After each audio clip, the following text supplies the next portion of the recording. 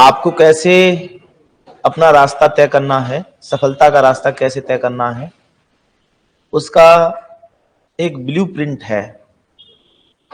कैसे कैसे ये सब चीजें करनी है। आप ये भी कर सकते हो कि डायरी में सीधे न लिखकर आप अपने रफ पे लिख लें। और डायरी ऐसे नहीं होनी चाहिए कि कटी फटी हो, कुछ भी लिख रहे हैं तो बिल्कुल बहुत नीट एंड क्लीन। ऐसे नहीं कि थोड़ा कहीं काटा, कहीं टेढ़ा मेढ़ा लिख दिया, ऐसा नहीं करना है। डायरी बहुत सुंदर डॉक्यूमेंट है और आपको आपकी सफलता तक ले जाने में सहयोगी है। एक वाहन का काम करेगी। जैसे एक वाहन के माध्यम से हम कहीं जाते हैं ना, तो वाहन का काम करेगी। इसका उपयोग कैसे करना है, असल ये एक ब्लूप्रिंट है। क्या है ये? ब्लूप्रिंट है। तो आपने एक ब्लूप्रिंट तैयार किया। ब्लूप्रिंट का मतलब क्या था कि कैसे मुझे इस डेस्टिनेशन तक पहुंचना है। ऐसे ही अब आरजेएस में जाना चाहते हो तो इसकी डेस्टिनेशन तक कैसे पहुंचोगे, डेस्टिनेशन तक पहुंचने का इसके लिए भी कहता है आरजेएस में जाना है, इसका ब्लूप्रिंट बनाओ। ब्लूप्रिंट बनाओ। तो यहां से ये आपका कंप्लीट हो गया। अब ये डेस्टिनेशन है, ये टारगेट है। ये क्या है? ये टारगेट है। अब इस टारगेट को पहुंचना है तो ब्लूप्रिंट जरूरी है। इसकी प्लानिंग जरूरी है। ब्लूप्रिंट कह सकते हो, इसे प्लानिंग भी कह सकते हो। ये हर सैटरडे में आपको बताएंगे क्योंकि एक साथ बताने में बहुत टाइम लगेगा, लेकिन मैं थोड़ा थोड़ा आज बताऊंगा, फिर आगे बताऊंगा। तो ब्लूप्रिंट तैयार करना है इसका। तो ब्लूप्रिंट में सबसे पहले कैसे करें, कैसे करें? अब दो तरीके हमारे पास हो सकते हैं। या तो हम सेल्फ स्टडी करें, या हम किसी ऐसे व्यक्ति को जिसने इस एग्जाम को दिया भी हो, जिसे ऐसे इंटरव्यू का भी अनुभव रहा हो, जिसने लंबे समय से ये काम ही कर रहा हो कि ये कैसे सफल होते हैं, कैसे, अर्थात उस आर्किटेक्ट के पास जाएंगे।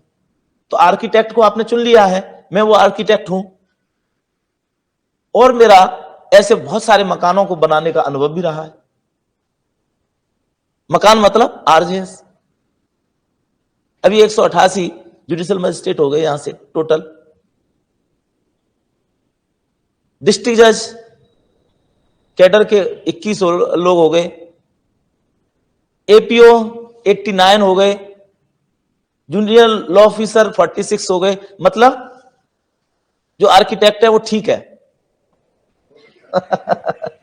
मतलब उस आर्किटेक्ट को आता है, मतलब प्लानिंग बिल्कुल परफेक्ट बनाएगा। तो ये काम आपने आर्किटेक्ट चुनने का वो पूरा कर लिया है, वो काम पूरा कर लिया है। अब चूंकि हर प्लानिंग में यह तय करना जरूरी है कि हम कितने दिनों में इस डेस्टिनेशन पर पहुंचेंगे। अभी आपने देखा राहुल जी ने भारत जोड़ो यात्रा की, सितंबर में चलना शुरू किया और 30 जनवरी को महात्मा गांधी से जुड़ा हुआ दिवस है। महात्मा गांधी का कुछ है क्या 30 जनवरी को? क्या है स्मृति? मतलब क्या स्मृति दिवस? क्या? हाँ, शहीद दिवस के तौर पर भी मनाते हैं। महात्मा गांधी उस दिन नहीं रहे थे, गॉडसे ने गोली मार दी थी। उस दिन उस यात्रा को उन्होंने पूरा किया। तो जब सितंबर में चले तो उसी दिन तय कर लिया था कि हम कैसे कैसे पहुंचेंगे। पर डे 25 किलोमीटर रोज चलेंगे। इस 25 किलोमीटर में बीच में मेरी ये सभाएं भी होंगी। तो उन सबकी प्लानिंग की उन्होंने। और कितना दृढ़ संकल्प रहा होगा, क्योंकि अरे यार आज तो थकान ज्यादा हो रही है, आज रहने दो, आज रहने दो। इस यात्रा से हमें हमारी इस यात्रा के संबंध में कुछ सीख लेनी चाहिए। कितनी लंबी यात्रा, 4000 किलोमीटर की यात्रा बहुत बड़ी यात्रा होती है। स्वतंत्र भारत में वहां से वहां तक और लोगों ने हो सकता है तय भी की हो, लेकिन जिनकी चर्चा आज हो रही है उनमें तो राहुल गांधी जी की ही हो रही है। तो वहां तक की यात्रा, तो ऐसे ही आपकी भी ये एक यात्रा है, इस डेस्टिनेशन तक पहुंचने की आपकी एक यात्रा है, उस यात्रा तक आपको पहुंचना है। जब तक आप पूरी प्लानिंग नहीं करेंगे तब तक यात्रा में ऐसे ही मानो कि लोग ज्वाइन कर लेते हैं क्लास, एक कोचिंग बदलते हैं, दूसरे कोचिंग बदलते हैं, तीसरे कोचिंग बदलते हैं, और फिर कहीं ठेकेदारी कर रहे होते हैं, या फिर कभी प्रैक्टिस करते हैं, मन नहीं लगता और बस एक ही बात कहते फिरते हैं, हमारे साथ ये लड़की पढ़ती थी मजिस्ट्रेट हो गई, ये लड़का पढ़ता था मजिस्ट्रेट हो गया, बाकी की बात है हम नहीं हुए। तुमने प्लानिंग कौन सी की थी? तुम चले कैसे? तुम्हारे पास क्या संकल्प था? यदि आपके पास संकल्प ही नहीं था तो आप पाते कैसे इतनी बड़ी सफलता को? आपके पास कोई लक्ष्य का निर्धारण नहीं था, सिर्फ तय कर लेने से मात्र थोड़े हो जाएगा, तय कर लेने से थोड़े ही हो जाएगा। कई ऐसे, जैसे इस यात्रा के समय कई ऐसे मामले आए जब उन्हें लगा होगा कि उनकी पार्टी का संगठन का चुनाव हो रहा, चुनाव के समय में झंझट भी हुआ। पहले अशोक गहलोत जी अध्यक्ष बनने वाले थे, फिर राजस्थान में कुछ दिक्कतें हुई, बाद में खड़गे साहब अध्यक्ष बने। तो जो पार्टी का बड़ा नेता है उसके दिक्कतें भी हुई होगी, उसने उन सब दिक्कतों को क्या मान लिया कि नहीं, इस पर ज्यादा ध्यान नहीं देना है। यहां तक भी मान लिया कि गुजरात का जो चुनाव था, गुजरात का चुनाव उसके लिए बहुत इंपॉर्टेंट रहा होगा, हिमाचल का चुनाव उनके लिए इंपॉर्टेंट रहा होगा, हिमाचल में चलो जीत गए, गुजरात में बुरी तरह हार गए, कांग्रेस बुरी तरह हारी। तो ये एक सीख है कि नहीं, हमें इस पर ध्यान नहीं देना। बहुत सारे लोगों ने आलोचना की होगी उनकी पार्टी के लोगों ने कि ये तो वहां प्रचार में ही नहीं गया। तो पता क्या है कि जब हम किसी रास्ते पे चल रहे होते हैं तो उस रास्ते के लिए ऐसी बहुत सारी चीजें आएंगी, जैसे आप आरजेएस का डेस्टिनेशन तय तो कर लिया, रास्ते में आपको लग रहा है शादी कब करेंगे, शादी की प्लानिंग लड़कों से ज्यादा लड़कियों की चलती रहती है कि अब ये बात बिल्कुल चुनाव जैसी ही है, गुजरात चुनाव जैसी ही है। आपको भी कोई लड़का चुनना है, वो भी तो एक चुनाव है, तो आपको तय करना है कि नहीं अभी ये नहीं करना है, स्टॉप, ये गुजरात चुनाव अभी नहीं लड़ना है, क्योंकि यात्रा पहले पूरी हो जाए, फिर कोई गुजरात मिल जाएगा। हाँ, तो उस जब यात्रा को तो बहुत सारी चीजें छोड़नी पड़ती हैं, और शरीर दुखेगा भी।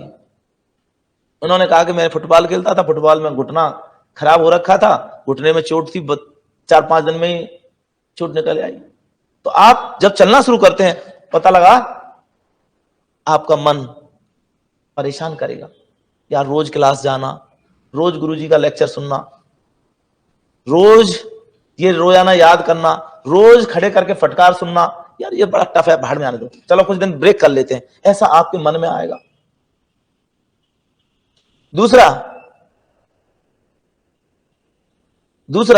एज का वो एक समय है जब रोज मन भटकता है, कभी किधर कभी किधर कभी किधर, तो वो भटकाव भी आएगा, रोज भटकता है।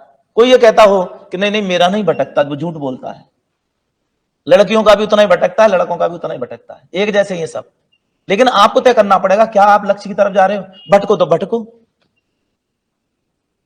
आए थे हर बजने ओटन लगे कपास, बहुत सारे लोग यही कर रहे होते हैं।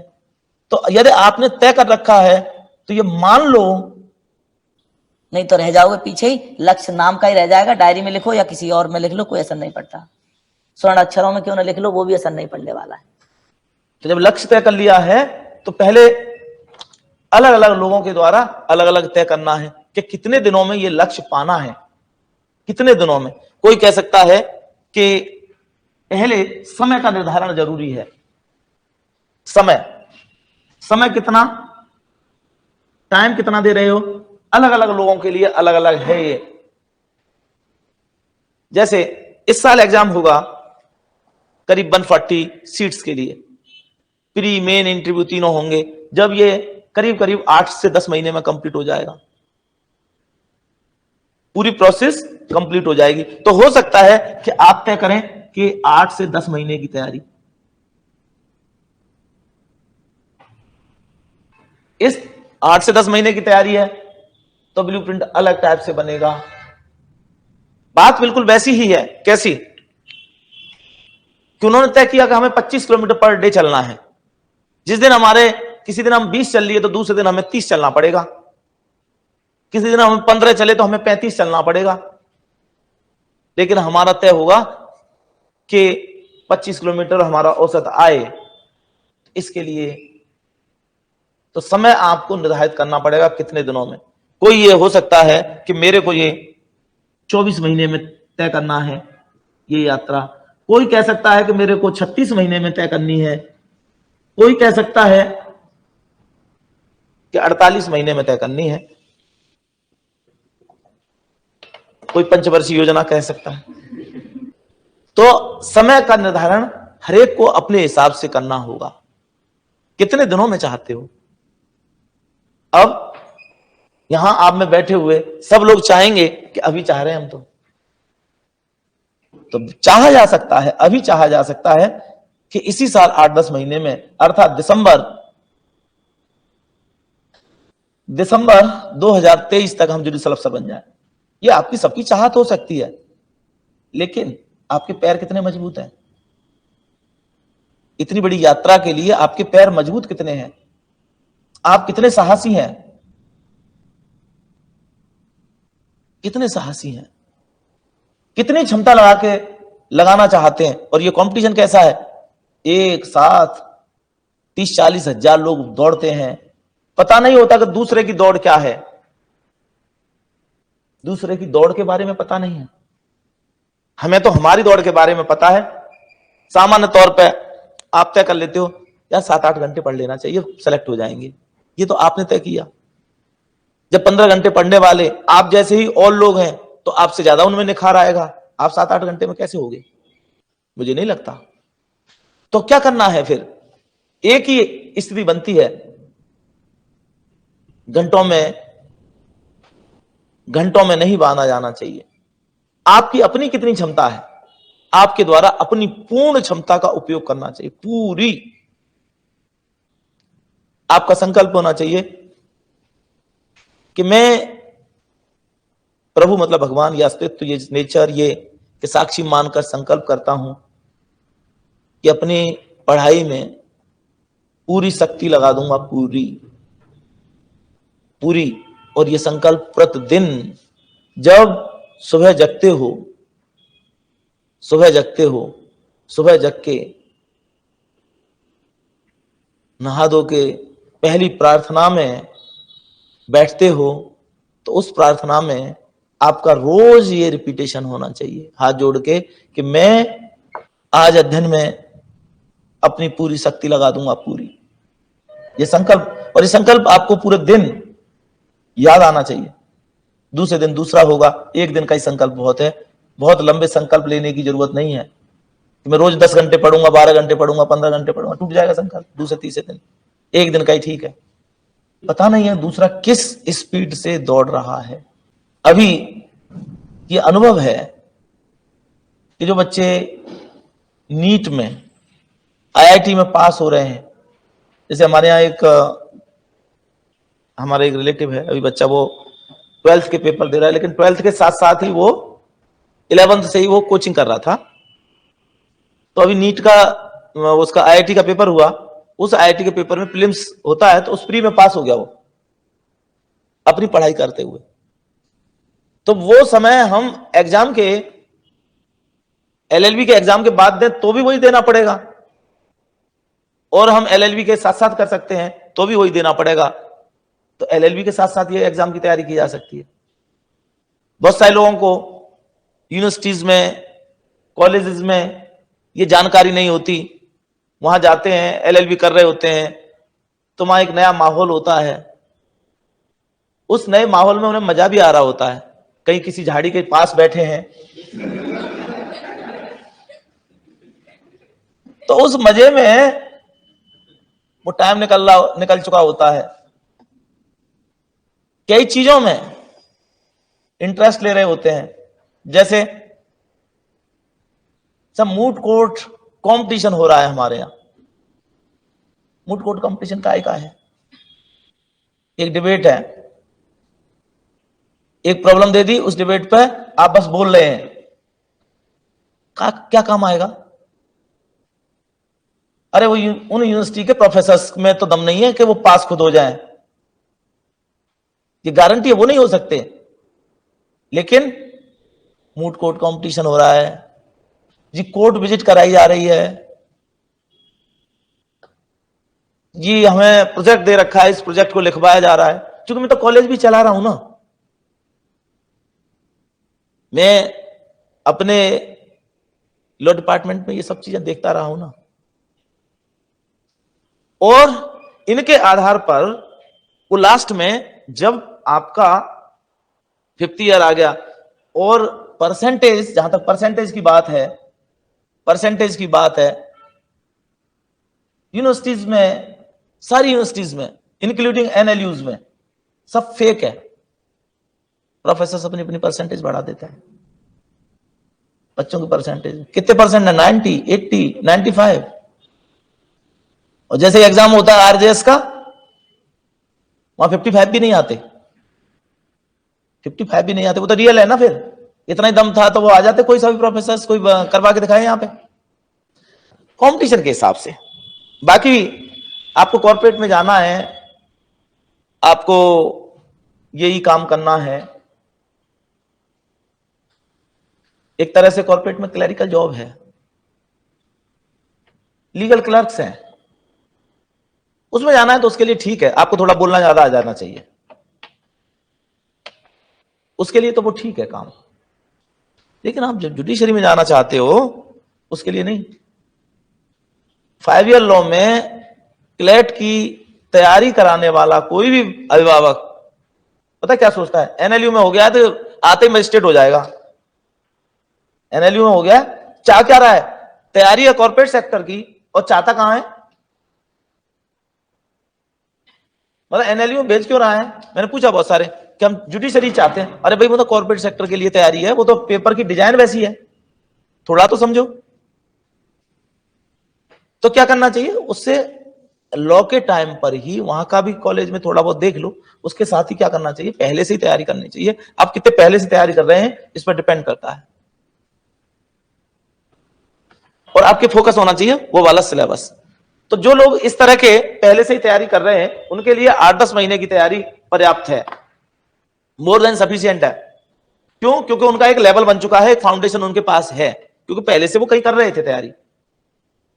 और जिनके पास ये नहीं हुआ, तो उनकी प्लानिंग में 2 बातें आनी चाहिए कि एक, अभी चूंकि लॉ तो हो गया है, हम पूरी तैयारी करेंगे, पूरी मेहनत करेंगे, इन 8-10 महीनों में निकालने की कोशिश करेंगे, जितनी क्षमता है उतनी क्षमता लगाने की कोशिश करेंगे, और नहीं आया तो हम बी प्लान पे भी जाएंगे, 24 महीने की तैयारी।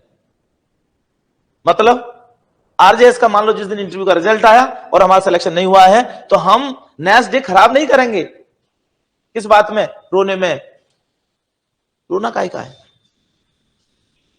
इस काम में नहीं करेंगे। देखो सारी गड़बड़ी है, जितना मूर्ख उतना ही गड़बड़ी पे, दूसरों पे दोष लगाएगा। सारी गड़बड़ियां होती हैं, कॉपी गलत चेक की गई है, सारे इंग्लिश मीडियम के पास कर दिए, सारे हिंदी मीडियम के पास कर दिए, हम नहीं पास हुए, कितनी बातें करते हैं। वो महा मूर्ख है। बल्कि करना क्या चाहिए था, अरे भाई ये प्लानिंग में तेरा बैठता ही नहीं, तू तेरा लेवल ही नहीं था। क्या करना चाहिए था, ये प्लानिंग हमारी है, लेकिन सेकंड डे जिस दिन रिजल्ट आ गया, उसके सेकंड डे चाहे हम प्री फेल हो या मेन फेल हो या इंटरव्यू फेल हो, तत्काल हमें दोबारा से उसी कोचिंग में होना चाहिए। कुछ महामूर्ख ये सोचने भी लग जाते हैं कि नहीं मैंने तो मेंस दे लिया, मैंने इंटरव्यू दे लिया, अब मैं सेल्फ स्टडी करूंगा। अरे भाई जिस गुरु के माध्यम से तू प्री दिया, मेन दिया, इंटरव्यू दिया, नहीं हुआ, उसी के शरण में जा, वही बताएगा आगे का रास्ता। तेरे में इतनी क्षमता होती तो कैसे ही कर लेता। फिर वो ये सोचेगा कि अच्छा सस्ती कौन सी कोचिंग है, कोचिंग सस्ती कौन सी है? सस्ती मान लो एक कोचिंग में 1 लाख रुपया में हो रही है, और एक कोचिंग 80,000 रुपए में हो रही है, और हो गई, और एक कोचिंग 60,000 रुपए में हो रही है, और एक कोचिंग 35,000 रुपए में भी हो रही है। पैसे का अंतर आ रहा है, सभी जगह आएगा। स्वाभाविक है। तो ये परख लेना चाहिए कि ये क्यों हो रही है, अंतर क्यों है। आप मान लो यहां पे इसमें और इसमें कितना अंतर है?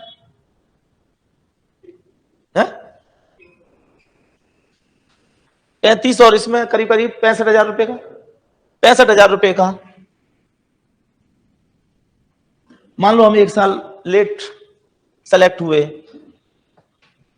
और हम 1,30,000 रुपए महीने भी मान लें तनख्वाह को, अभी कितनी हो गई है?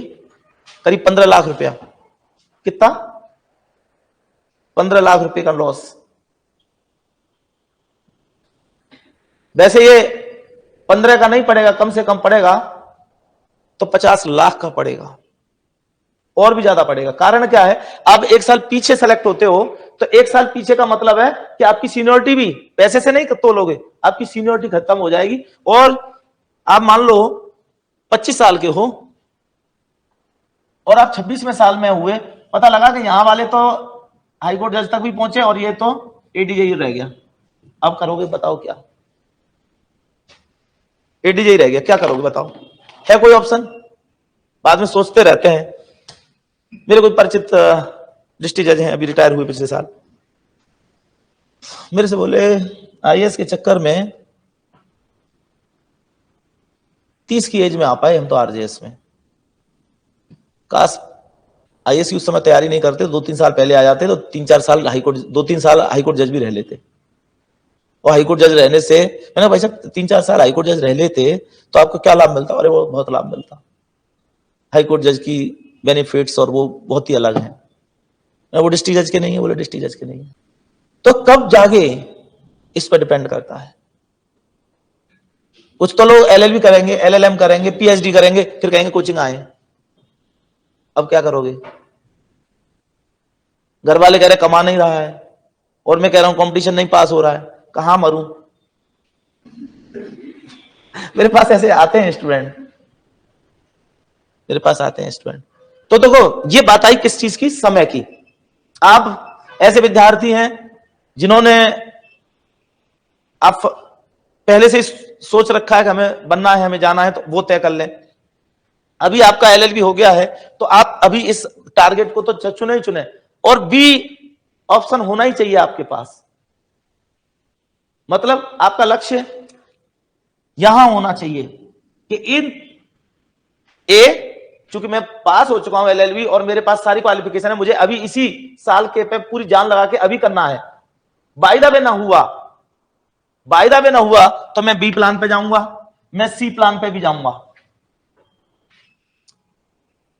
मतलब इसकी वैल्यू इतनी ज्यादा है कि मैं मूर्खता नहीं करूंगा कि यहां तो मैं दुनिया को ये कहता नहीं फिरूंगा कि देखो इंटरव्यू दिया था हुआ नहीं, कहता नहीं फिरूंगा, चर्चा ही नहीं करूंगा, क्योंकि मेरे ब्लूप्रिंट में ये चीज कितने दिन है। तो समय को भी आपको ये लिखना पड़ेगा, ए पे ए प्लान, बी प्लान और सी प्लान, ये सबके होना चाहिए। सी प्लान तक तो कम से कम सबके होना चाहिए। जो छोड़कर जाना चाहते हैं कि नहीं इस बार देख लेते पूरी ताकत से, अरे भाई ताकत देख ली तेरी, तेरे से आगे होंगे, इस बात को मैं भी नहीं जानता कि कौन पहले सेलेक्ट होगा और कौन नहीं होगा। इतने सालों में भी नहीं सीख पाया, 15-16 साल में नहीं सीख पाया इस बात को, तो मैं भी नहीं जानता, कोई भी नहीं जानता। और जो कहता है कि नहीं आप आ जाइए और बस अभी आपको बस इस साल मजिस्ट्रेट बना दे, मूर्ख बना रहा है और वो खुद भी मूर्ख है। वो मूर्ख बना रहा है और वो खुद भी मूर्ख है, उसको कुछ भी अनुभव नहीं है, उसको कुछ भी अनुभव नहीं है। ऐसे ऐसे लोग, उस बच्चों की समझ नहीं है। एलएलबी करना अलग बात है, भीड़ का डिसीजन होना अलग बात है। देख लिया सर यहाँ भीड़ भाड़ हो रही है, मान लो मेरे यहाँ इतनी भीड़ भाड़ बैठी है, आके स्टूडेंट कुछ तो अच्छा होगा। अरे तेरे में अपनी बुद्धि नहीं है क्या? जो पढ़ा रहा है उसने कभी इंटरव्यू नहीं दिया, कभी आईएएस जैसे बड़े एग्जाम में नहीं बैठा, आरएस जैसे बड़े एग्जाम में नहीं बैठा, पढ़ा रहा है, थोड़ी अंग्रेजी ठीक ठाक है। तुम अंग्रेजी पढ़ने आए हो, तुम जानते क्या हो, क्या लेवल हो तुम्हारा? तो ये सब चीजें थोड़े समझ के ही करना है। तो तुम्हारे पास पहला प्लान, तीसरा प्लान और ये, तो समय के सामने आपको सबको ही यही लिखना है, ये पहले प्लान में 24 महीने कैसे हो जाएंगे, ये 8 10 12 महीने ये मान लो, और 10 12 और आगे के मान लो। 36 महीने कैसे हो जाएंगे, बाय द वे ऐसी भी स्थिति बनी तो लास्ट वहां तक भी जाना है, ये नहीं है कि छोड़ के चल दिए भाई, लक्ष्य आपको तय करना पड़ेगा ना। तो समय हो गया, अब हम समय से दूसरी बात चलते हैं। दूसरी बात क्या चलते हैं कि आपको ये देखना पड़ेगा, मैं मिटा देता हूं, आप इसका फोटो लेना चाहे फोटो ले लें, उसी रूप में लिखने हैं, ये सिस्टमेटिक ही चलना है। समय में 3 ही समय लाने हैं, 8 10 महीने, 24 महीने, 36 महीने। अब देखो दूसरी चीज आती है कि आपने आरजेएस तो चुन लिया कि आरजेएस की डेस्टिनेशन पे जाना है, तो सबसे पहले क्या देखोगे, सबसे पहले आपको देखना पड़ेगा कि इसका पैटर्न क्या है। सबसे पहले क्या देखना पड़ेगा, पैटर्न ऑफ एग्जामिनेशन, परीक्षा का तरीका।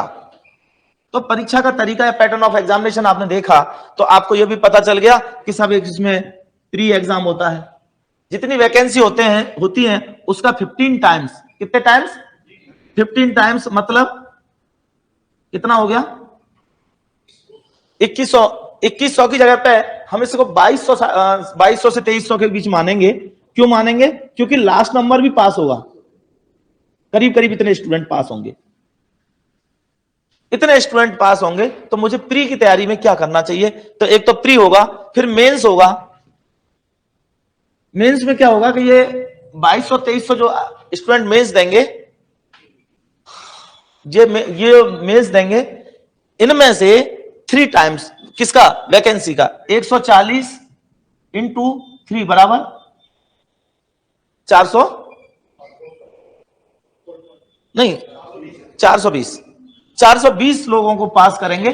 420 की जगह पे 425 तक हो सकते हैं, क्योंकि लास्ट नंबर पे मान लो 2-3 स्टूडेंट आ जाते हैं तो ये 25 तक भी हो सकते हैं। इतने स्टूडेंट इंटरव्यू देने जाएंगे, और इंटरव्यू में फिर इंटरव्यू होगा। इंटरव्यू कितने देंगे, 420 से 25 के आसपास, और उसमें से 140 चयन होगा, ये नंबर आएगा, ये नंबर आएगा। तो ये आपने पैटर्न देखा, पैटर्न में ये भी समझना होगा कि ये 140 सीटें हैं, इन 140 सीटों में आप देखोगे कि करीब करीब 70 सीटें जनरल कैटेगरी की रहेंगी और 70 सीटें रिजर्व कैटेगरी की रहेंगी, और इन दोनों सीट्स में 30% गर्ल्स रहेंगी। सारा कुछ समझ के ही पढ़ना चाहिए, यदि समझ नहीं है ना तो आप वैसे ही दौड़ रहे हो, और आप टोटल में 140 में 30% रिजर्वेशन जाएगा ना, तो 30 लड़कियां ये, और 40 में कितनी हो गई, हाँ 13 ये हो गई, तो करीब 43 के आसपास गर्ल्स जाएंगी, पास होंगी, यदि ज्यादा मेहनत करने वाली नहीं तो। बल्कि इसमें पता है कितना होगा, करीब करीब 60% लड़कियां जाएंगी। आप अपनी जगह ढूंढ लीजिए कहां बनोगे, यही हो रहा है अभी, क्योंकि लड़कियां ज्यादा अच्छा पढ़ रही हैं। यही क्लास में देखते हो लड़कियों के नंबर ज्यादा आ रहे हैं, वो तो क्लास से ही तय हो रही है ना। रोजाना का जो डीटीपी तय हो रहा है, उस डीटीपी में क्या है, जो डेली टेस्ट पेपर राज्यस्थली का आप करते हैं 11:30 बजे, उसकी स्थिति क्या है, आप तय कर लीजिए कि आप आ रहे हैं कि नहीं आ रहे। उनके लिए तो 30% रिजर्वेशन है, 30% तो आएंगी, और चूंकि ज्यादा अच्छा कर रही हैं और आ जाएंगी। तो ये मान के चलो कि हम एक फिगर मान लेते हैं 50%, ये तो जनरल कैटेगरी का हम मान लेते हैं। तो जनरल कैटेगरी में कितनी, जनरल कैटेगरी की बात करें तो 35 लड़के मान लेते हैं और 35 लड़कियां मान लेते हैं। आप जनरल कैटेगरी में हैं तो आप अपनी जगह ढूंढ लीजिए कहां आएंगे। अब रिजर्व कैटेगरी की बात करते हैं, तो रिजर्व कैटेगरी में अलग अलग टाइप से रिजर्वेशन है, सब सीट्स का एलोकेशन है अलग अलग। एससी के लोग इतने आएंगे, एसटी के इतने आएंगे, तो इसमें बिल्कुल फिक्स आता है, सब बना हुआ। एससी गर्ल्स इतनी है, एसटी गर्ल्स इतनी है, एससी बॉयज कितने हैं कि 10 सीटों में आप कहां आ रहे हैं, 12 में कहां आ रहे हैं। कहीं 8 में आ रहे हैं, कहीं 5 में आ रहे हैं। ये पिक्चर आपके क्लियर है या नहीं? यदि पिक्चर क्लियर नहीं है ना, रियल पिक्चर देखना बहुत जरूरी है। पाखंडी पिक्चर तो आपको सोसाइटी ने दिखाई रखी है। हे भगवान, आज से कंटिन्यू शिव जी पर जल चढ़ाएंगे, पास करा दो। और तो और, एक कल कोई कह रहा कि जी ज्योतिषी ने बोला था शिवरात्रि के दिन करना। अरे मैंने कहा उससे क्या होगा? कि नहीं, उससे ये होगा कि फिर मैं पास हो जाऊंगा, उन्होंने बोला है। मैंने कहा शिव जी को भी एग्जाम देना पड़े तो उन्हें भी ऐसे ही याद करना पड़ेगा फिर। और वो ज्योतिषी है ना, मूर्ख बना रहा है। और इस समाज में ऐसे जंजाल सैकड़ों हैं, हजारों हैं जो मूर्ख बनाने वाले चले आ रहे हैं। किसी ज्योतिषी से नहीं, उन ज्योतिषियों की, उन पुजारियों की हालत तो देखो। वो दीनहीन है। वो बेचारा इतना ही अच्छा होता तो अपने लिए कुछ कर लेता। वो 100 200 रुपए की दक्षिणा मांगता फिर रहा है। तरीका भीख का अलग है, वो बेवकूफ बना के ने का तरीका है। तो उसकी बात पे मान जाओ। पढ़ाई उसी लेवल की करनी पड़ेगी। इन झंझटों में पढ़ने की कोई जरूरत नहीं है, होगा नहीं कुछ भी। कोई ताल्लुक नहीं है इस चीज का। ताल्लुक है आपकी एनर्जी का। आप में एनर्जी है तो आप सब कुछ कर लेंगे, एनर्जी नहीं है तो कुछ नहीं कर सकते आप। तो ब्लूप्रिंट में आपने पैटर्न देखा, आपने एलोकेशन ऑफ सीट्स देखी कि मेरे लेवल पर कितनी सीट है। तो आप किसी कैटेगरी के हैं, उस कैटेगरी में आप ये मान के चलो, मान लो आप जनरल कैटेगरी के आते हैं, तो आप जनरल बॉयज की बात करें तो सोचो कि यार 35 लड़के पास होने, राजस्थली में ही ज्यादा बैठे हैं। और इंस्टीट्यूट्स में भी होंगे, कुछ दिल्ली में भी पढ़ रहे होंगे, कुछ यूपी में भी पढ़ रहे होंगे, कुछ एमपी में भी पढ़ रहे होंगे। 35, घबराने की जरूरत नहीं है। मैं हूं आपके साथ वैसे, लेकिन रियल पिक्चर आपके दिमाग में होनी ही चाहिए। कल परसों ही मुझसे बात कर रहे थे, हमारे एक स्टूडेंट है मनोज जी बाड़मेर के, अभी बड़े खुश थे। अभी उनका रिजल्ट आया और उन्होंने भी बहुत सारे, मैंने एडीजे के लिए बहुत सारे लोगों को पढ़ाया, तो उनका अभी झारखंड में इंटरव्यू कॉल हो गया है। हमारे यहां से वो अकेले ही हैं जिनका झारखंड में हुआ। तो मेरे से बोले सर कैसे हुआ? मैंने कहा रिवाइज कर लो एक बार सारा ही। सर इतनी सीटें हैं। अरे मैंने कहा सीट्स के चक्कर में मत जाओ। अभी उससे पहले उत्तराखंड का रिजल्ट आया। उत्तराखंड में अंजलि का हुआ, हमारे यहां से ही एक लड़की। कितनी? एक ही सीट थी वहां। कितनी सीट? एडीजे की एक ही सीट थी और एडीजे में एक ही सीट पर पास हो गई है। एडीजे की एक ही सीट पर पास हो गई। तो इन सीटों के चक्कर में मत पड़िए। अभी जैसे विवेक का हुआ, यहां राजस्थान में 4 एडीजे पास किए, तो विवेक का हुआ, विवेक त्रिपाठी 4 पास किए ना, उसमें से एक हमारे यहां से भी पास हो गया। ठीक है ना? तो ऐसे ही होते हैं पास। तो इस चीज पर इतना परेशान होने की जरूरत नहीं कि आज सीटों का एलोकेशन अलग अलग हो रहा है तो पता नहीं हमारा होगा कि नहीं होगा, इसलिए परेशान होने की जरूरत नहीं है आपको। तो ये समझ में आ गया आपके टाइम, और ये आ गया परीक्षा का पैटर्न आ गया। अब जैसे परीक्षा का पैटर्न आपके समझ में आया, लिख लो आप इसको, आप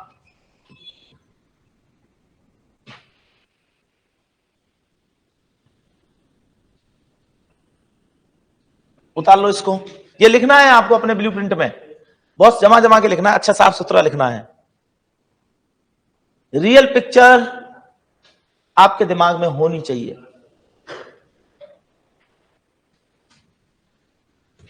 मैं इसी गप्पों में विश्वास नहीं करता, नहीं जी।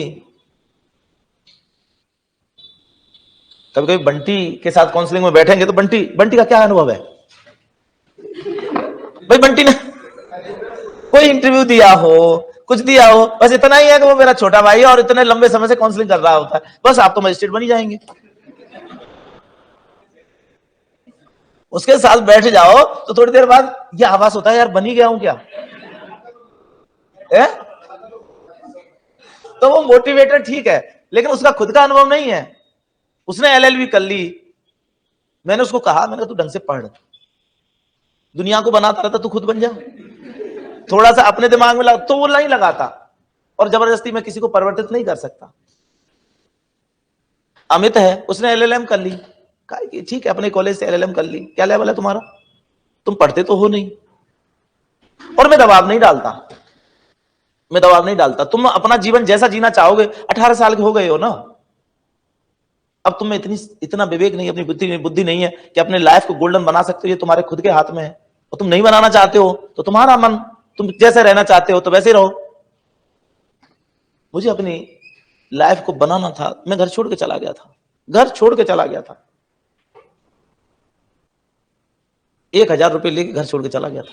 मैंने कहा आगे देखेंगे, जो होगा वो, इतना लंबा चौड़ा संसार है, देखते हैं।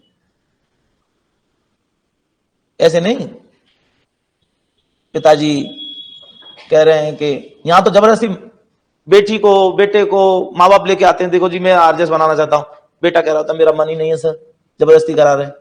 और हमारा तो खुद का मन था, छोड़ के चले गए, चिट्ठी लिख दी माँ को, मैं तो तैयारी करूंगा और ऐसे ऐसे करना है मुझे, आप पे हो तो आप भेज दीजिए, नहीं तो मैं जगह जगह पढ़ा के पढ़ लूंगा, कुछ भी कर लूंगा, लेकिन मैं ये करूंगा।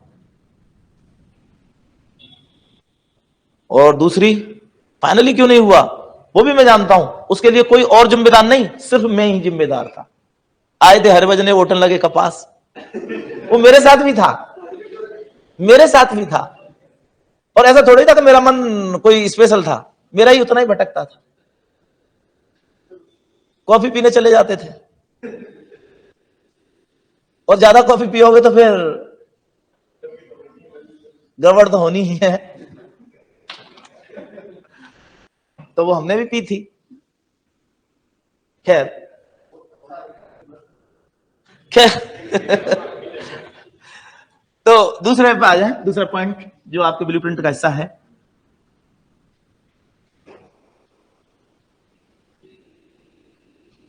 पाठ्यक्रम या सिलेबस।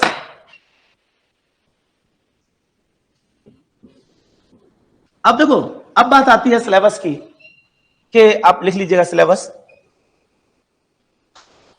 अब आती है सिलेबस की बात। ये तो तय हो गया कि ये एग्जाम इस तरह होता है, तो होता किस चीज का है, क्या पूछा जाता है, तो आपको सिलेबस लिखना है। अपने ब्लूप्रिंट पर सबसे पहले क्या लिखना है, सिलेबस। अभी आप डायरी में डायरेक्ट ना लिखें कुछ भी, डायरी को खराब ना करें, डायरी को आपको बहुत अच्छे से लिखना है। एक शब्द भी आपके लिए बहुत महत्वपूर्ण है डायरी का, डायरी में डायरेक्ट नहीं लिखना है, रफ पे लिखिए, सिर्फ रफ पे लिखिए। ये डायरी तो रोज पलटनी है आपको, रोज। ये वाहन है जो आपको ले जाएगा इस आपके लक्ष्य तक। एक दिन में तैयारी नहीं होगी, ऐसा थोड़ी आज मैं सारी लिखा दूंगा आपको, आप बस आज के बाद जरूरत ही नहीं है, ऐसा नहीं है। तो पाठ्यक्रम को लिखना है, सिलेबस को लिखना है। सिलेबस अभी तक आप क्या देखते रहे, मोबाइल में देख लिया, कागज पे देख लिया, एक पन्ना रख लिया, वो नहीं, या टीचर सिलेबस के अकॉर्डिंग हम पढ़ाते जाते हैं, हम पढ़ाते गए, ऐसे नहीं। तो क्या करना है, सिलेबस को अलग अलग लिखना है। प्री का अलग लिखिए कि प्री में क्या क्या है, वो सारा का सारा अलग लिखिए। प्री के सिलेबस को सारे सिलेबस को अलग से लिखना है। तो जैसे सिलेबस में आपने लिखना शुरू किया, जैसे कॉन्स्टी आ गया, सीपीसी आ गया, ऐसे करके जितने भी सब्जेक्ट आते गए, तो आपको 2-3 बातें और लिखनी है इस सिलेबस में। पहले तो ये अलग अलग लिखना है, प्री का अलग लिखना है, मेंस का अलग लिखना है, ऐसे ही लिखना है। तो आपको 2022, 2020 ऐसे करके 3 बार का तो कम से कम यहां लिख लेना है। क्या लिखना है कि ऑब्जेक्टिव कॉन्स्टिट्यूशन में से कितने क्वेश्चन पूछे गए, सब्जेक्टिव में कितने क्वेश्चन पूछे, ऑब्जेक्टिव में, ठीक है, कितने कितने क्वेश्चंस रहे थे, कितने कितने। जैसे पता लगा कि यहां पे 20 क्वेश्चन रहे, यहां 17 रहे, यहां 15 रहे, तो एक तरह से फिगर क्या आई कि ये 15 से 20% पूछा जाता है। It is very important part, हमें बहुत सावधानी से पढ़ना है। कहीं पे 2 क्वेश्चन आएंगे, कहीं 1 क्वेश्चन आएगा, कहीं, तो सारे सिलेबस का ये एलोकेशन 3 टाइम्स का, 3 एग्जाम का एलोकेशन आपको अपनी डायरी में लिखना ही लिखना है कि मार्क्स कितने कितने मार्क्स आते हैं और कितने क्वेश्चन आते हैं, ये इंपॉर्टेंट है, ये इंपॉर्टेंट है, कितने क्वेश्चन आते हैं हर सब्जेक्ट का लिखिए अलग अलग, क्योंकि क्वेश्चन कितने आने हैं 100। और इसमें 2 हिस्से 3 हिस्से करने हैं। एक तो लॉ का हो गया, आप सिविल क्रिमिनल भी कर सकते हैं, वैसे इसमें ज्यादा आवश्यकता नहीं है, वैसे सिविल क्रिमिनल ऐसे करने की प्री में आवश्यकता नहीं है। अब इस जैसे ही फिर लेकिन ऐसे ही आपको एक हिंदी का लिखना है। हिंदी का जब करने बैठे तो हिंदी में टोटल क्वेश्चंस जो आने हैं वो आने हैं 15। कितने? 15। अब जब 15 क्वेश्चन आने हैं तो 15 क्वेश्चन किसमें से कितने आ रहे हैं, जैसे मुहावरे कितने आए, लोकोक्ति कितनी आई, तत्सम कितने आए, तद्भव कितने आए, ये सारी लिस्ट आपको अलग अलग करनी है और तीनों में अलग अलग करनी है। मतलब उन पार्ट्स को उतना ही पढ़ना है जितना पार्ट आया है। आपकी फिक्स होनी चाहिए दिमाग में, यार इतना टाइम दूंगा इस पे, अच्छा इसमें इस साल एक ही क्वेश्चन आया, इसमें पिछले कई सालों से कोई क्वेश्चन नहीं आ रहा, मैं इस पे टाइम देने वाला नहीं हूं, एक आइडिया मेरे लिए हो सकता है, बहुत ज्यादा टाइम मैं इसमें नहीं दूंगा। ये आपके क्लियर होना चाहिए। ऐसे ही आप इंग्लिश का करेंगे, इंग्लिश में भी 15 आने हैं। कौन कौन सी चीजें आनी है 15 में, फिर वही ऐसे ही डिटर्मिनेशन कितने आए, ठीक है ना, सिनोनिम्स एंटोनिम्स क्या आया, ये सब लिखना है। तो आपके सामने प्री की एक रियल पिक्चर आपके सामने आ जाएगी कि इतना इतना आता है और इतना इतना मुझे पढ़ना है इसमें। It is more important than your class. You are taking class continuously for a long time, but you have no knowledge how much questions will be asked from this part. It is more important than your daily class. You should have knowledge. तो ये आना ही चाहिए। तो ये बनाएंगे और हर pattern जो आप डायरी में लिख रहे हैं, जो भी बना रहे हैं, हर पन्ने पर जो आपने एक एक चीज बना ली उस पर मेरे साइन कराएंगे। सबकी डायरी पे मैं खुद ही साइन करूंगा कि आपने तैयार किया या नहीं किया है। कॉपी नहीं करना है, खुद क्वेश्चन पेपर से खुद ट्रेस करने हैं क्वेश्चन पेपर। और ये पेपर पुराने 3 साल के पेपर्स को आपके पास पेपर ही होने चाहिए। पेपर में आप अलग अलग करेंगे, हर एक के पास पेपर होना चाहिए। हाँ, पेपर जेरॉक्स करा लीजिए पुराने तीनों पेपर प्री के। अब चूंकि प्री का जो पेपर आ रहा है, प्री का तो मिलता है, मेंस का पेपर नहीं मिलता चूंकि कॉपी में आता है। लेकिन पुराने पेपर्स मेंस के भी आप निकाल सकते हैं, क्योंकि अपलोड किए जाते हैं आजकल वेबसाइट पे, हाई कोर्ट करता है, तो वहां से मिल जाएंगे सारे, समस्या नहीं है इनकी। लेकिन आपको क्या करना है, ये डिवीजन करना है। आप देखोगे एक क्वेश्चन आ रहा है, कहीं 2 आ रहे हैं, कहीं 3 आ रहे हैं। आप देख रहे हैं ना कॉन्स्टिट्यूशन इतना डीप में क्यों पढ़ाया जा रहा है। अन्यथा तो स्टूडेंट जो ना समझ स्टूडेंट है वो सोचता है 3 घंटे में कॉन्स्टिट्यूशन खल्लास। अरे उसको जो खल्लास कर रहा है उसको पढ़ना पड़े, उसको ही पढ़ने की बहुत जरूरत पड़ेगी, उसको ही नहीं आता। अरे मोटी मोटी कुछ चीजें 3 घंटे लायक तैयार कर रखी हैं, उसे आप ये सोच रहे हैं कि ये टीचर है, उसे ही नहीं आती है।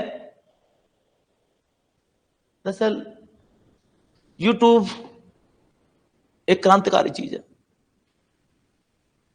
जिनका बहुत ज्यादा लेवल नहीं है उनको भी बहुत बड़ा बना देती है। क्यों? क्योंकि यूट्यूब के रिक्वायरमेंट अलग है। अच्छा यार इतनी देर में ही करा दिया इसने, तो इतनी देर में तो कुछ नहीं हुआ। कुछ रिविजन तो वो चीज है, वो डॉक्यूमेंट है, इससे 140 करोड़ लोगों का देश चलता है। 140 करोड़ लोगों का देश चलता है। इतना आसान है क्या? ठीक है, तो ये लिखना है, ये सारा एलोकेशन कर लेंगे। यहां पे लॉ में भी 2 कर सकते हो आप, सिविल क्रिमिनल। वैसे सिविल लॉ के 35 और क्रिमिनल लॉ के 35, 35 क्वेश्चन पूछे जाएंगे। कभी कभी ऐसा हो सकता है कि किसी में से 40 आ जाए, किसी में 37 आ जाए, ऊपर नीचे हो सकते हैं, थोड़े थोड़े ऊपर नीचे 2 2 3 3 क्वेश्चन हो सकते हैं। और फिर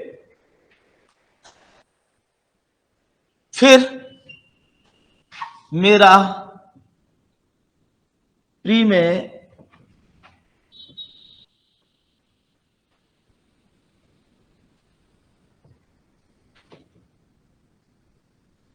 ये क्वेश्चन मार्क आपको लिखना है, ठीक है। ये आपने पाल लिया, बाद में मैं दोबारा लिखूंगा उसको। मेरा प्री में सिलेक्शन कैसे होना है,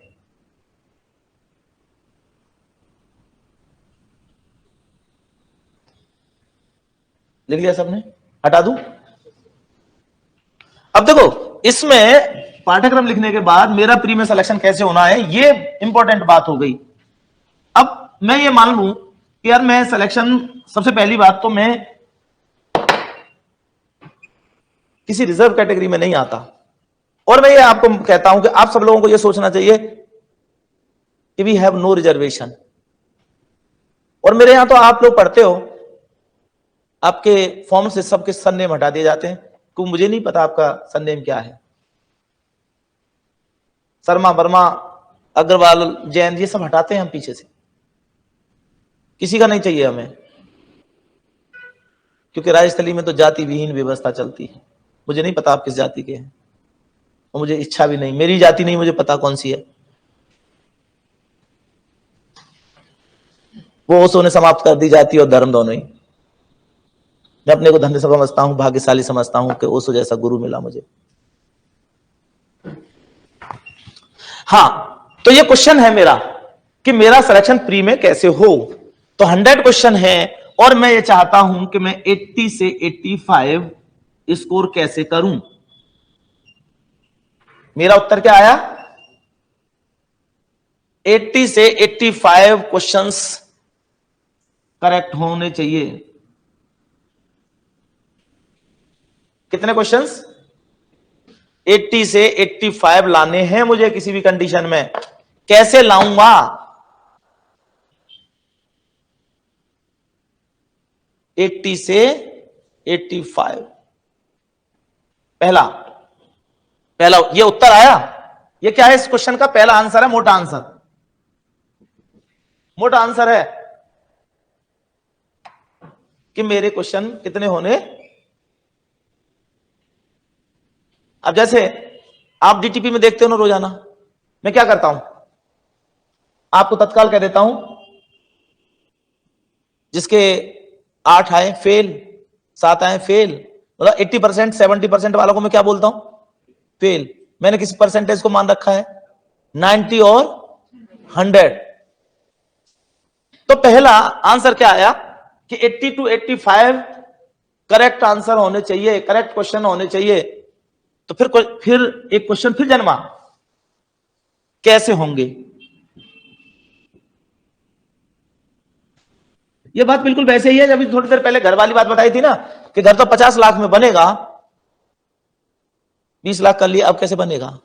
तो उत्तर आया लोन ले लेंगे। क्या उत्तर आया, लोन ले लेंगे।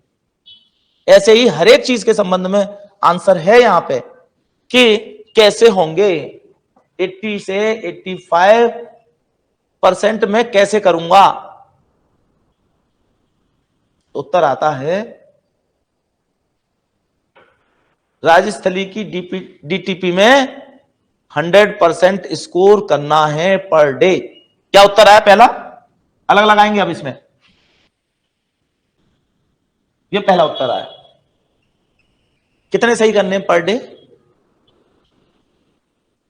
और यदि नहीं कर रहे हो ना, तो आप ध्यान रख लेना, आपके आ रहे 5 6 7, आप इस साल नहीं पास हो रहे हैं, प्री में ही नहीं हो रहे। किसी भ्रम में मत रहना, किसी मुगालते में मत रहना, झूठे अपने आप को आश्वासन देने की कोई जरूरत नहीं है। ये तो होना ही चाहिए। पहला आंसर। और दूसरा आंसर कैसा है? दूसरा आंसर कैसे होंगे? किस सर्वाधिक पूछे जाने वाले सब्जेक्ट को स्ट्रॉन्ग करना होगा, उन्हें बहुत मजबूत करना होगा। बहुत मजबूत करने का मतलब क्या है? ये आंसर आ गया, इसका फिर क्वेश्चन बन गया यहां पे, कैसे करूं? क्या क्वेश्चन बन गया? कैसे करूं, ये फिर क्वेश्चन बन गया, कैसे करूं। तब क्या करना है कि पाठ्यक्रम के सिलेबस का डिटेल्ड सिलेबस बनाना होगा और उसमें अत्यंत महत्वपूर्ण को चिन्हित करना होगा। डिटेल्ड सिलेबस,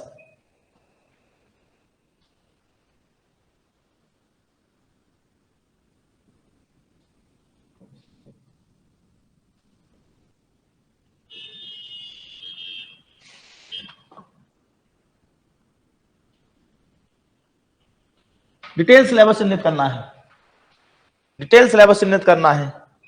फिर प्रश्न फिर दोबारा उत्पन्न हुआ, विस्तृत पाठ्यक्रम को चिन्हित करना होगा। अब देखो, विस्तृत पाठ्यक्रम को चिन्हित करने का मतलब क्या है? अब जैसे कल आपने क्या पढ़ा? कल आपने 4 आर्टिकल पढ़े थे, है ना? 4 आर्टिकल पढ़े। एक पढ़ा आपने 25, एक 26, 27, 28। तो 25, 26, 27, 28 आर्टिकल तो देखा जाए तो वजन एक जैसा है, लेकिन हमें करना क्या है? हमें ये देखना है कि इनके वेटेज को हमें एग्जाम के हिसाब से तोलना है। तो डिटेल सिलेबस में 25 और 26 इनको मुझे पक्का याद करना है। कैसे? Bare plus case loss, bare plus case loss, bare plus case loss, bare plus case loss. इन पे नहीं करना है। और इनको बेयर प्लस केस लॉस पे कैसे करोगे? बेयर प्लस केस लॉस इनको कैसे करोगे? इसका मतलब क्या है? आपके ब्लूप्रिंट का हिस्सा है ये। बेयर एक्ट आपको पक्का याद हो गया है, 25 आपको पक्का याद है, केस लॉज आपको पक्के याद हैं। तो आपके इसको आप ग्रीन कर देंगे, हाईलाइट कर देंगे ग्रीन। कैसा कर देंगे? ग्रीन। 27 28 में कुछ नहीं लगाएंगे, वो तो ठीक है, पढ़ाई करनी थी वो भी पढ़ लेंगे, ग्रीन कर देंगे। फिर इसके हिसाब से भी मान लो मुझे रिवीजन करना है, तो मेरे नोट्स का हिस्सा कैसा होगा? क्या होगा? यहां पे जो मैं लिख रहा हूं वो क्या होना चाहिए? बेयर को लिख ले, केसेस के सिर्फ नेम जैसे लिख दिया, ऐसे ही इसमें इसके भी ऐसे ही आ जाएगा, बेयर केस। जैसे अजीज बासा लिखा, अब अजीज बासा, बस अजीज बासा आना चाहिए, बाकी हमें नहीं लिखना क्या है अजीज बासा में। नहीं आ रहा है तो बंद करो उसको, अपनी डायरी को बंद करो, जाओ अजीज बासा पे और देखो उसमें आपके नोट्स में क्या लिखा हुआ था अजीज बासा के संबंध में। इतना पक्का कि अजीज बासा से ही हमारे समझ में आ जाना चाहिए। सारे केसेस नहीं, सिर्फ केसेस के। इनमें क्या डिसाइड हुआ? Don't write here, only name should return here, only the name. नाम से पता होना चाहिए, इसमें ये डिसाइड हुआ। भूले तो नोट्स में चले जाओ। लेकिन इसको ग्रीन करने का मतलब क्या है? इतना पक्का करके ही आगे बढ़ूंगा कि मुझे दोबारा रिवाइज नहीं करना पड़े। No revision once again. आप देखते हो ना, सर आज हमने रिवीजन नहीं किया इसलिए हम नहीं, अरे भाई रिवीजन करना नहीं है ना कुछ चीजों का, मैं अभी कहूं आपको प्रीएम्बल सुनाओ और कह रहे सर मैं एक बार रिवीजन कर लें, तुम्हारा नहीं हो रहा है। तो ऐसी चिन्हित करनी है कौन कौन सी चीजें बहुत इंपॉर्टेंट चीज है, अलग से चिन्हित करनी है कॉन्स्टिट्यूशन में। जैसे प्रीएम्बल आपने पढ़ ली, ठीक है। जैसे आर्टिकल 13 है, आर्टिकल 14 है, 15 है, 16 है, 19 है, 20 है, 21 है, ठीक है। ये 32 है। इनके बेरेक्ट कैसे याद होने चाहिए? I will not revise once again. जब तक इस लेवल पर नहीं पहुंच जाता मैं आगे नहीं बढ़ूंगा, मुझे उस लेवल का ही चाहिए। किस लेवल का? टिप्स पे होना चाहिए बेरेक्ट भी और केसेस। तो क्या समझ में आई जो मैंने इंपॉर्टेंट बात लिखी थी इससे पहले कि अत्यंत महत्वपूर्ण विस्तृत सिलेबस, डिटेल्ड सिलेबस, और डिटेल्ड सिलेबस में वो ग्रीन एरियाज, तो सबसे पहले ग्रीन एरियाज को करना है। और पता है ये ग्रीन एरियाज कितने परसेंट है? मात्र 30%। 30% ऐसा हिस्सा होगा I shall not revise once again. 30%। कितने परसेंट? हर सब्जेक्ट का 30% रिवाइज ही नहीं करना। एग्जाम्पल मैं बार बार दे रहा हूं, जैसे प्रीएम्बल ऑफ द कॉन्स्टिट्यूशन, कोई है जिसे रिवाइज करनी हो? नहीं, सभी को आती है। आर्टिकल 14 सभी को आता है, आर्टिकल 21 सभी को आता है। ऐसे करके कितने परसेंट पार्ट है ये? पूरे कॉन्स्टिट्यूशन में जो नोट्स लिखाए जा रहे हैं उसका 30% जो रिवाइज नहीं करना है, उसे दोबारा पढ़ने की कोई जरूरत नहीं है, क्योंकि वो हमेशा ही याद होता रहता है। ठीक है, तो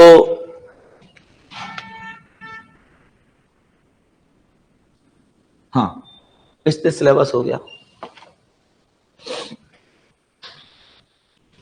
देश भर के सभी एग्जाम में पूछे गए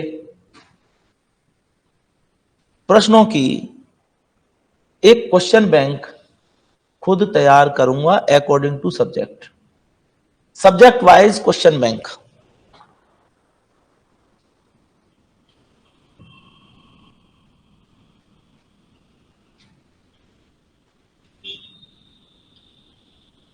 इसमें केवल वो क्वेश्चन कौन से जो किसी न किसी एग्जाम में पूछे गए हैं, किसी न किसी एग्जाम में पूछे गए हैं।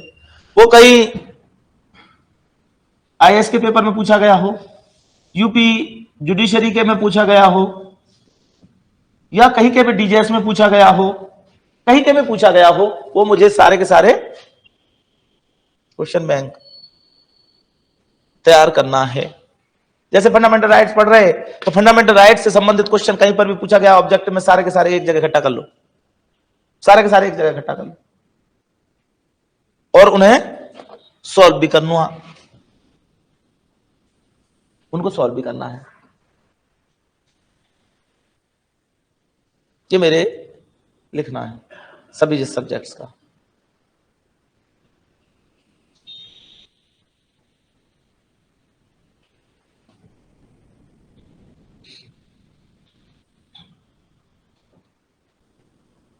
स्पीड टेस्टिंग वीकली करूंगा, स्पीड टेस्टिंग।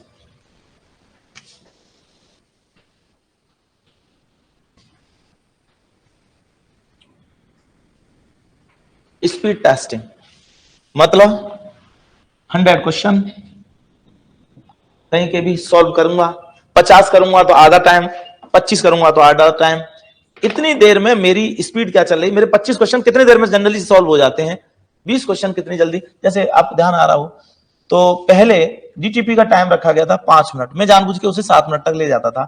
आपको सूचना होती थी कि वो मैं 5 मिनट में करा रहा हूं, जबकि मुझे दिमाग में पहले ही पता थी कि मैं ये 7 मिनट में करा रहा हूं। तो आपको लगता था यार हम 5 मिनट में कर लेते हैं। फिर धीमे धीमे पहले शुरू में मैंने 8-9 मिनट भी रखा, लेकिन मैं आपसे कहता उतना ही था। धीमे धीमे मैं करता कम चला गया। आपने देखा कि बहुत सारे स्टूडेंट हैं जिन्होंने 3 मिनट में पेपर को सॉल्व किया। 10 question 3 minute.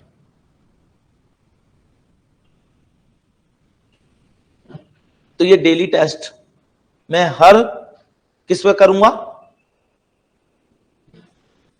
Speed test weekly. Daily तो डीटीपी में होती है। डीटीपी में 8 मिनट का पेपर होता है, 10 क्वेश्चन होते हैं, रोजाना सबमिट हो जाता है, अपने आप हो जाता है। लेकिन आपको करना क्या है?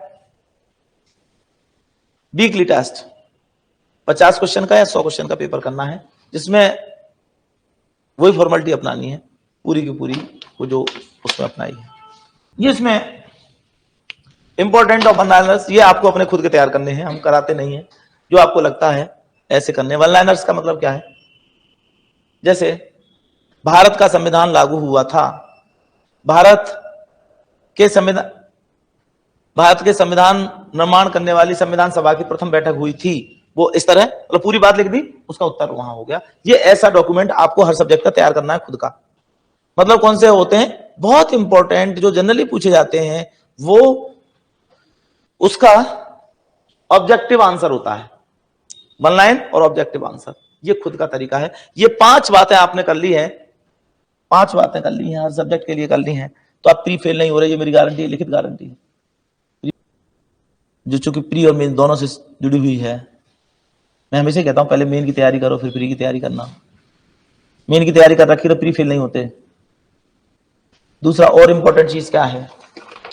और इंपॉर्टेंट चीज है कि क्लास में जो सुनने का रहता है, स्टूडेंट को यहीं पोडियम पर खड़ा कर लिया और फिर हम आपसे डायरेक्ट सुनवाते हैं, सिर्फ डायरेक्ट। तो जो क्लास डायरेक्ट सुनाने वाली होगी उसमें सबसे पहले सबसे आगे रहूंगा। तो डायरेक्ट सुनाने में सबसे आगे। 6वां पॉइंट क्या आया?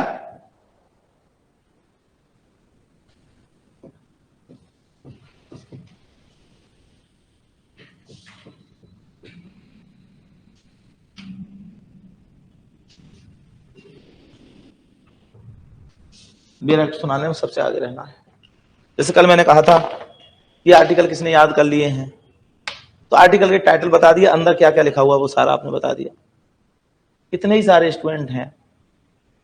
जैसे उस दिन बैठी थी लड़की अनीता, मेरे फेसबुक पेज पे पड़े होंगे पुराने, यूट्यूब चैनल पे पड़ा हुआ हो सकता है, उसका वीडियो पड़ा हो, उसको खड़ा कर दिया यहाँ उसने। और एक और लड़की थी प्रियंका, उसने भी पूरा का पूरा डायरेक्ट आईपीसी का पूरा सुना दिया, आधा 1 घंटे में पूरा। तो ये 6 पॉइंट पूरे हो जाते हैं तो आप प्री फेल नहीं हो रहे हैं, आप पास हो रहे।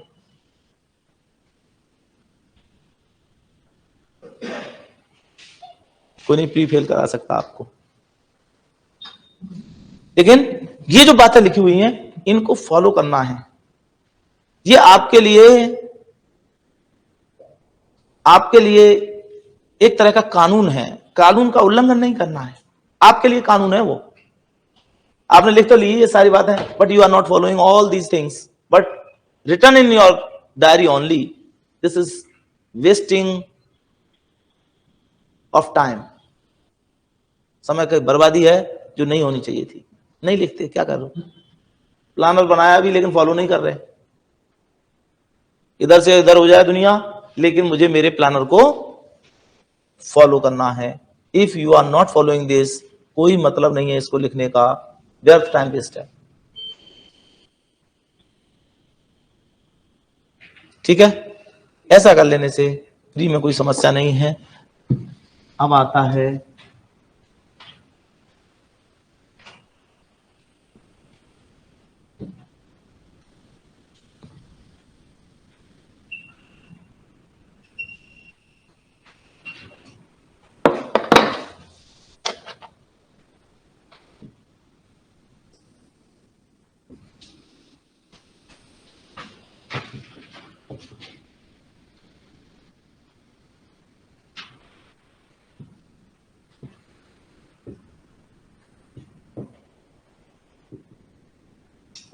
जो क्वेश्चन है, मेंस एग्जाम में मेरा सिलेक्शन कैसे हो।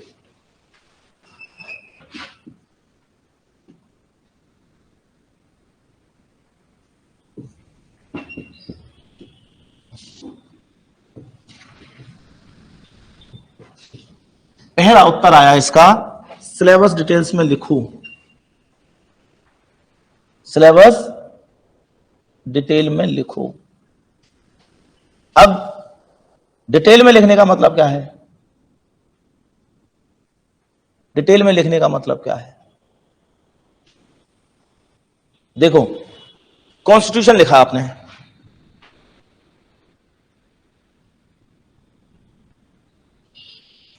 कॉन्स्टिट्यूशन लिखा, तो कॉन्स्टिट्यूशन लिखा आपने, कॉन्स्टिट्यूशन एक सिलेबस है, लेकिन कॉन्स्टिट्यूशन में क्या क्या पढ़ना है ये डिटेल में लिखना है।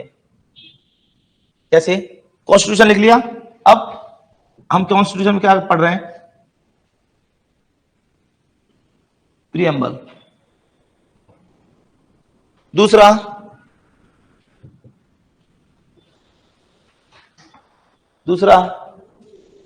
है नहीं, दूसरा नहीं, मौलिक अधिकार से पहले भी कुछ पढ़ा होगा ना? है सिटीजनशिप से भी पहले पढ़ा है। अरे प्रीएम्बल के प्रारंभिकी,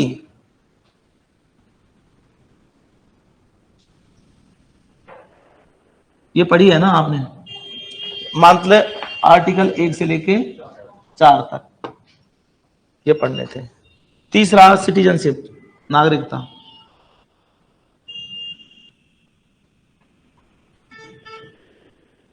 चौथा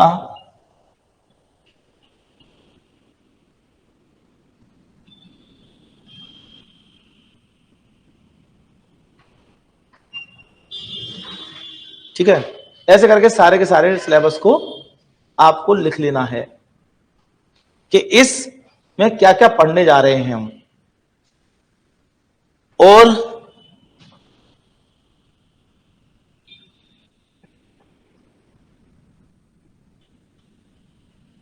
लर्न बाय हार्ट, रटी लो पक्का। ये वाला सिलेबस नहीं, कॉन्स्टिट्यूशन है, सीपीसी है, सीआरपीसी एविडेंस है, ये नहीं, ये वाला पक्का याद होना चाहिए। ये तो होगा ही होगा। According to sequence which is given by high court in your syllabus, same sequence पे ही लिखना है। तो ये लिख लिया। अब आगे क्या क्या पढ़ना है, ये हमें टॉपिक्स पता होने चाहिए। इन टॉपिक्स को हम पढ़ने जा रहे हैं, इसमें सारे टॉपिक्स पता होने चाहिए, कोई टॉपिक ऐसा ना हो जो ना पता हो। ये कैसे पे होना चाहिए? टिप्स पे होना चाहिए। ये सिलेबस एक पन्ने में नहीं आएगा, ये अपनी डायरी में लिखना है आपको। एक पन्ने में नहीं आएगा, ये 7-8 पन्ने 10 पन्नों में आएगा। सीआरपीसी लिखोगे तो सीआरपीसी का, आईपीसी लिखोगे तो आईपीसी का, एविडेंस लिखोगे तो एविडेंस का। मतलब आप पेपर पर महत्वपूर्ण चीजों को और नॉन इंपॉर्टेंट को अलग कर रहे हैं। ये आपने अलग कर लिया है सारा, इंपॉर्टेंट और नॉन इंपॉर्टेंट को बिल्कुल अलग अलग कर लिया है। तो ये अलग अलग करना है सारा, इंपॉर्टेंट और नॉन इंपॉर्टेंट सब अलग अलग लिखना है। और लिखना ही नहीं है, दिमाग में लिखना है।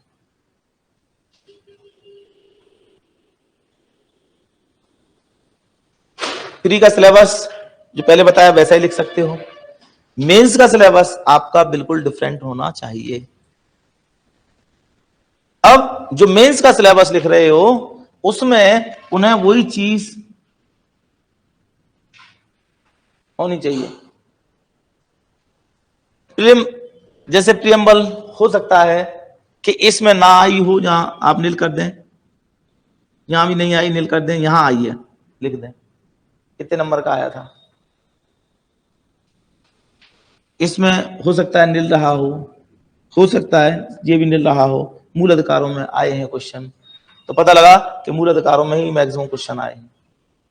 कितने नंबर के आए हैं, कितने नंबर का है, क्योंकि यहां तो आपने लिख दिया कि करीब करीब 20% आ रहा है। उसको भी सर्च करना है कि मेंस में कितने परसेंट आया, टोटल कितने परसेंट आया, टोटल में से 100 में से कितने परसेंट कॉन्स्टिट्यूशन रहा, और फिर किस में से सबसे ज्यादा क्वेश्चन आते हैं। तब आप देखोगे कि वहां फंडामेंटल राइट से ही सबसे ज्यादा क्वेश्चन आ रहे हैं।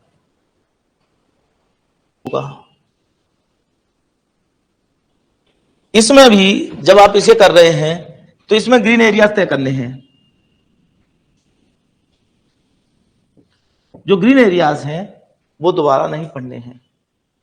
जैसे फंडामेंटल राइट्स को इतना अच्छे से पढ़ना है, no need to revise it. जैसे इसमें हम सारे को देखें तो ग्रीन एरिया के तौर पर फंडामेंटल राइट आ जाएगा, बाकी ना भी हो तो काम चल जाएगा। यार फंडामेंटल राइट तो रिवाइज नहीं करने, एक बार इतना अच्छे से पढ़ लेंगे तो रिवाइज नहीं करने।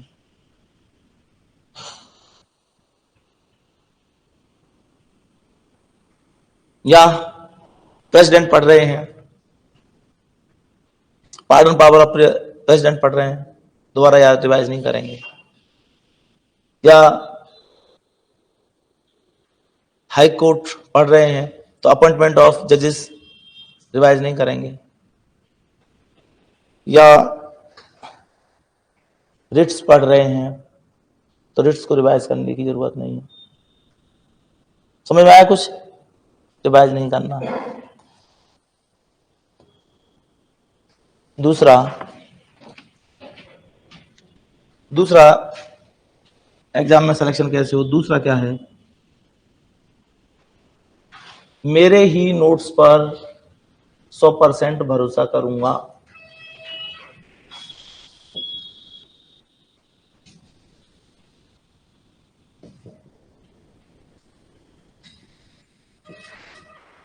कोई कहेगा भैया इसके नोट्स ले लो, क्या स्टूडेंट है नोट्स इकट्ठे करते फिर रहे हैं? नहीं करना भाई। मेरे पास मैंने तैयारी में और क्या किया था, मेरे अपने नोट्स तैयार किए थे। तैयारी का मतलब ये था, तेरे नोट्स कितने भी अच्छे हों, किसी भी कोचिंग इंस्टीट्यूट वाले ने बनाए हों, किसी भी टीचर ने बनाए हों, नो नो नो नो, मुझे सिर्फ और सिर्फ मेरे ही नोट्स पढ़ने हैं, उन्हें ही लर्न करना है। मुझे किसी की नोट्स की कॉपी नहीं चाहिए, किसी के नोट्स नहीं चाहिए। जिन नोट्स को मैंने प्रिपेयर किया मैं उन्हीं नोट्स को रिवाइज करूंगा, दूसरे नोट्स रिवाइज नहीं करूंगा। एंड टाइम पे कल को कोई आगे कहे इसमें से सारा पेपर आ रहा है भैया, तेरे लिए आ रहा होगा, मेरे लिए नहीं आ रहा, मैं अपने ही नोट्स रिवाइज करूंगा। बेयर एक्ट और बुक्स और नोट्स इन सबसे मुक्त होके जो मेरे पास रजिस्टर आए हैं, मुश्किल से कितने, तीन रजिस्टर, एक सिविल लॉ का, एक क्रिमिनल लॉ का, एक माइनर्स का। माइनर्स के भी 2 हो सकते हैं, सिविल लॉ के माइनर्स, क्रिमिनल लॉ के माइनर्स। 4 रजिस्टर हैं मेरी एग्जाम, मेंस के एग्जाम के टाइम पर मैं इन 4 रजिस्टर के अलावा कोई किताब नहीं, कोई कुछ नहीं, सब कुछ हटा देना है, बाहर रख देना है। यही 4 रिवाइज करने हैं।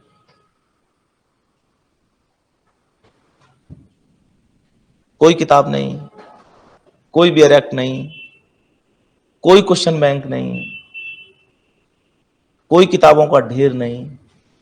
प्री पास हो गया हूं, मेंस में मेरे सिर्फ इन पे ही विश्वास करके यही करना। टॉप करोगे यदि ऐसा कर लोगे तो। पता क्या होता है, स्टूडेंट बियर एक्ट, किताबें, इधर उधर के दूसरी कोचिंगों के नोट्स, यानी क्या क्या कचरा इकट्ठा कर लेता है। कुछ गाइड है, थोड़ा इसमें पढ़ा, अरे यार ये अच्छे नहीं लग रही, रिवाइज नहीं हो रहा, दूसरे में पढ़ा, तीसरे में पढ़ा, चौथे में पढ़ा, सिलेक्शन नहीं हो रहा उसका।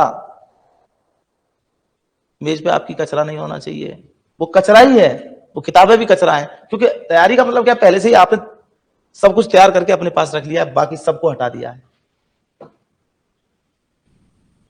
तैयारी होती है लेकिन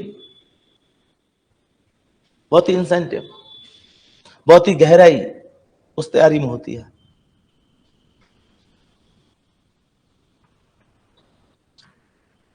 मेन से 1.5 महीने पहले किताबों का गट्ठर बंद के बाहर चली जानी चाहिए,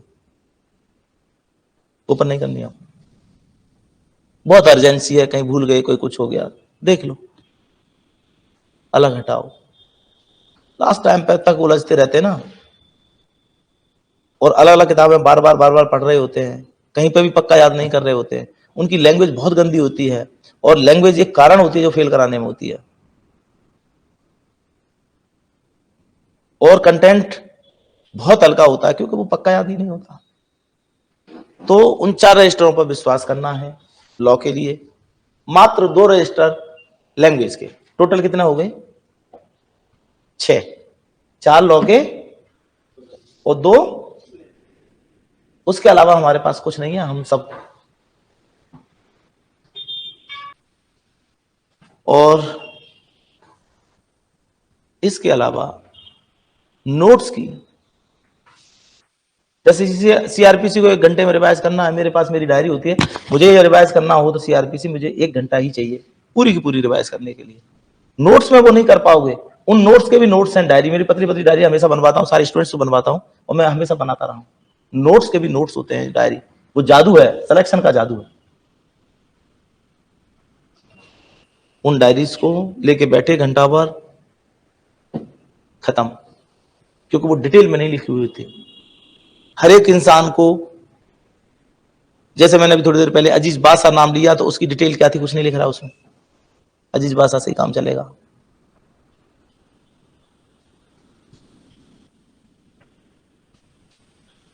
उसमें कोई केस लिख रहा है, सुदर्शन चड्डा लिख रहा है, तो आप सुदर्शन चड्डा ही याद रहेगा, बाकी क्या है क्या नहीं है। बहुत ब्रीफ, मेरी डायरिया देख लेना, उससे बनाने में सहूलियत मिलेगी। तो ये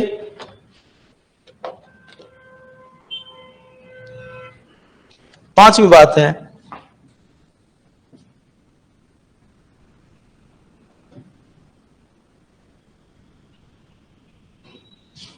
नोट्स डायरी। नोट्स डायरी बनानी है, जो मैंने अभी थोड़ी देर पहले बताया। नोट्स डायरी है मतलब क्या है कि वो डायरी ऐसी नोट्स के तौर पर बनानी है? तीसरी है क्या? अच्छा हाँ, तीसरी है।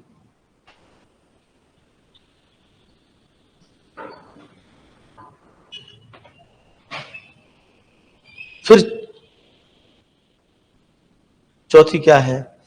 चौथा इसमें राजस्थली के लॉ के 46 पेपर्स हैं मेंस के, ये सारे सॉल्व करने।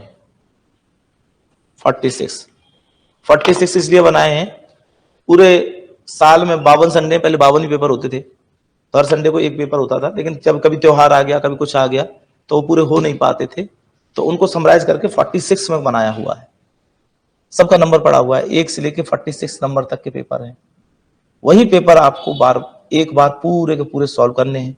उसका सबका सॉल्यूशन भी है, जैसे आप लिखोगे उसका उत्तर, उसके बाद उसका उत्तर मैंने भी लिखा है कि उसका प्रॉपर उत्तर क्या होना चाहिए, वो उत्तर आपको प्रोवाइड करा दिया जाएगा। हर एक का उत्तर दिया हुआ है, आप करेंगे, कॉपी चेक होगी, कॉपी चेक होने के बाद उसका परफेक्ट आंसर क्या होना चाहिए, हर एक का हमने खुद ने लिखा हुआ है, उसको भी पढ़ना चाहिए। वो पुराने सारे के सारे क्वेश्चंस उसमें आ जाते हैं, उससे बाहर कुछ नहीं आता।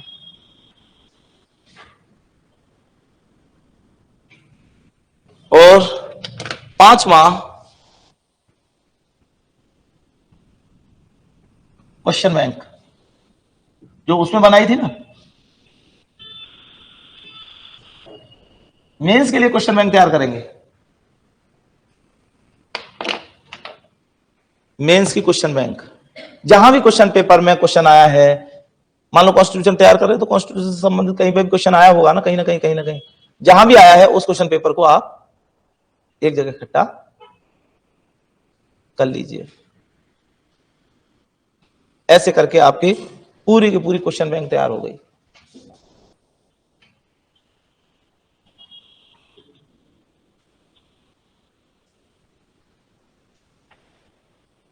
तो ये डायरी का आज का आधा पार्ट रहा। आधा पार्ट अगले सैटरडे को करेंगे। आज इतना ही, इसे आप लिख लें। डायरी में ध्यान रखिएगा, साफ लिखिएगा, क्योंकि हर पन्ने पर मेरे साइन होने हैं। आपके द्वारा जो पहले प्लानर बनाया गया था, जो आपकी व्यवस्था थी, उसके साथ अब डायरी में जो कुछ भी लिखा गया उसके साथ मेरे साथ बैठना है।